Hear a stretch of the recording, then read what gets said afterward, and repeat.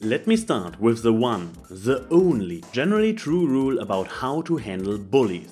There is no one generally true rule. While I would wish that there is some kind of master plan that reliably gets rid of bullies, there isn't. Or bullies wouldn't be an issue and I would not have to make this video. No, at the end of the day, every bullying situation is unique and needs unique handling. I truly realized that a while back in the context of an episode of a TV show about bullying, which I thought handled the issue well, only to be told by people who had their own first-hand experiences that the episode did not represent what they had lived through in the slightest. So what can you do when being bullied? I would say try as many different approaches as possible while slowly escalating how much you do about it.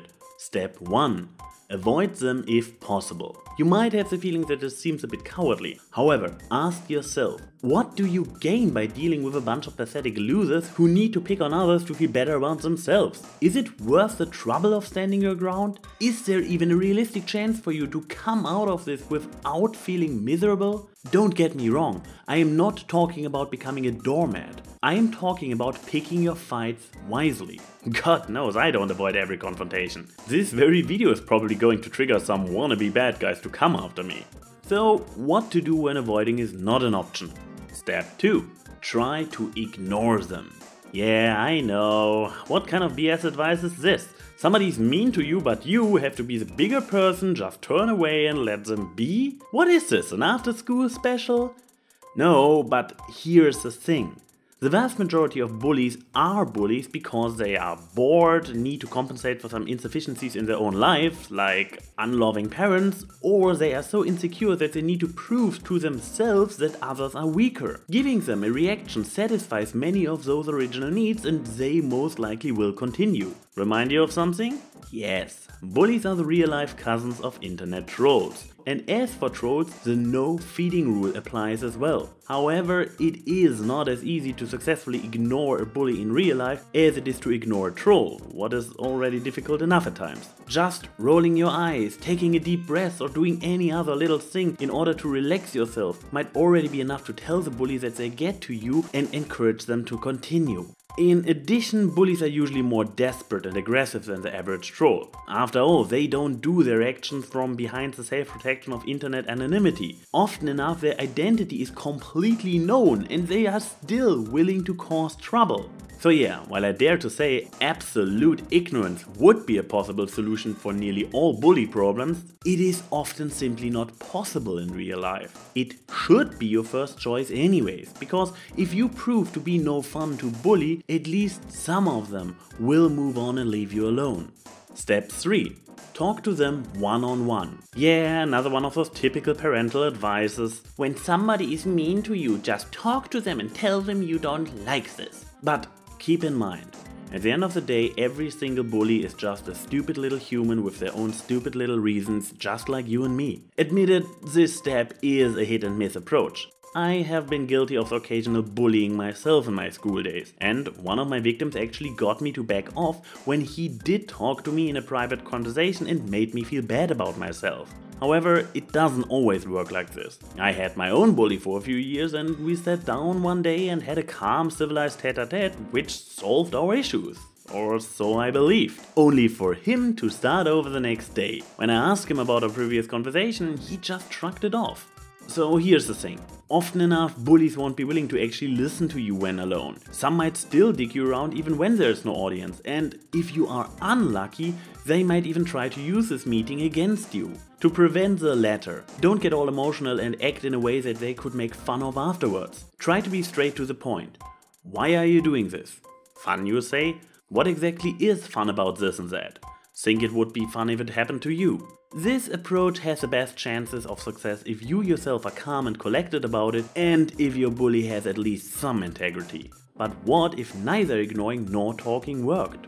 Get help. You can start small, like having some strong friends or simply having a casual group of people around you. The bullies might think those could get involved if we are not careful. Just don't be smug about it or they might come after you as soon as you are alone again. If nothing indirect helps, go to the next authority figure. Parents, teachers, superiors, the freaking police if you have to. I am aware that those people are often not very helpful, that they can be lazy, conflict-avoiding cowards. But it is their freaking job to help in a situation like that. Keep at it as the bullies keep at it. Get evidence and witnesses if you have to, until the authorities can't ignore you anymore. Escalate to higher ups if necessary. And if everything else fails, step 5. Well, there actually is no step 5 that I can honestly recommend. If all those above have not worked, I honestly would say go back to step 1. Avoid the bullies. Because if the authorities fail to protect you, you are basically screwed.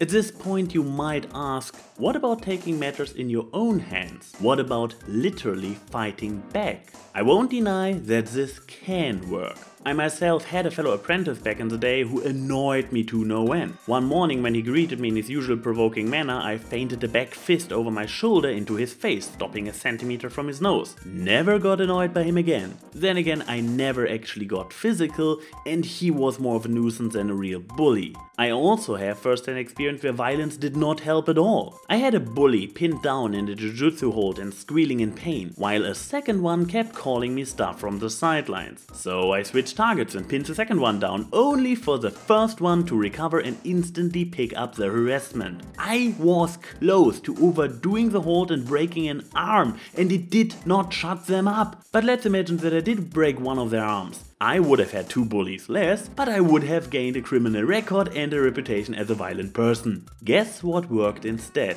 Avoiding each other for a while, then talking it over. Eventually we became so good friends we even became flatmates.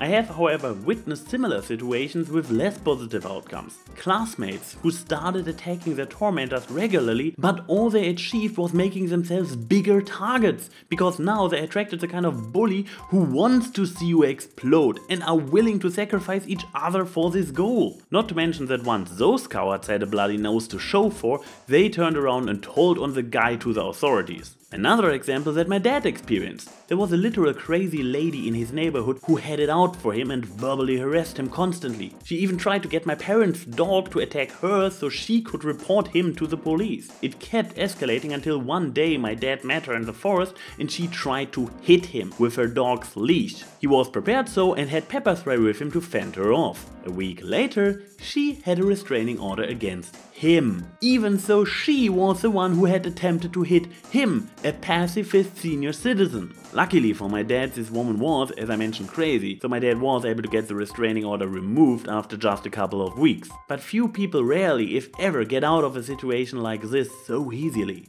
One more aspect to consider. Bullying victims are easily persuaded to join the ranks of bullies themselves. I witnessed this following setup at my old boarding school. 2 of those bullied kids with tendencies to lash out got pinned against one another and nearly tore each other apart. Yep, turning to violence totally helped those 2 with solving their problems. And no, there was no happy ending this time. One eventually left school while the other one kept being bullied until graduation. So here are the reasons why I highly recommend not to try to resolve your bullying issues with violence. All of these based on actual experiences and practicality, not a moral high ground. First of all, you have no guarantee it will work at all, and whoever tells you otherwise is either talking out of their ass or got really lucky to have the easiest bullies ever to deal with. And unlike with step 1 to 4, you actually risk something by resorting to violence. While I agree that the average bully is a spineless coward who is only brave as long as they see themselves in a position of superiority, there is always a realistic chance they might retaliate violence with violence. And because they are cowards, they might make sure they will have a physical advantage, whether it be through their own strength or with numbers. Either way, if you use physical violence, you have to expect finding yourself on the receiving end. There is also the possibility I mentioned before that the very moment your bullies get an actual injury from you, they will turn to the authorities themselves. If you are lucky, this means a slap on the wrist, but it can also mean real consequences,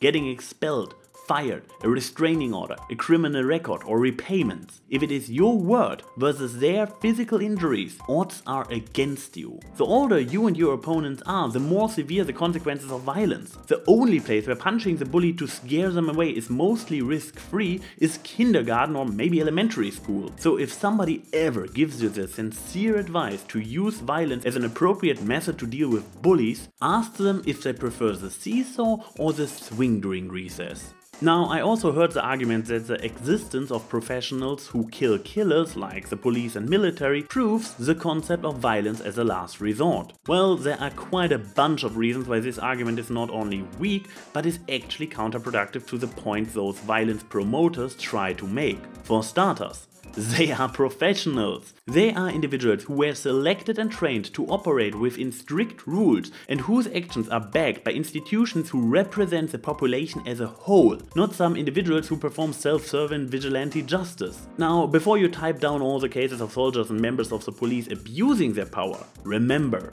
if the fact that individuals in those groups are occasionally breaking the rules is pissing you off right now, and you are at the same time trying to justify vigilante violence, you are being a hypocrite. Sorry, but you can't have it both ways. Either you are cool with violence outside of the rules or not. One last thing. I myself am a big fan of fictional characters like Batman or Dexter Morgan who beat up or even butcher the bad guys, and I love seeing the villains get what they deserve in those media. But here is the point. Those are fictional media. Enjoying them fulfills their purpose of a cathartic experience because doing this kind of vigilante justice in real life would be stupid and 90% of the time would cause more problems than it solves. So I guess that leaves only one last point. Self-defense, the one exception where violence might be necessary. If somebody is assaulting you and doesn't seem to stop by themselves, you literally have to defend yourself.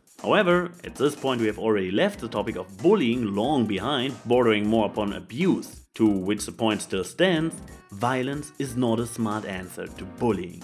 This is ANY saying see you soon.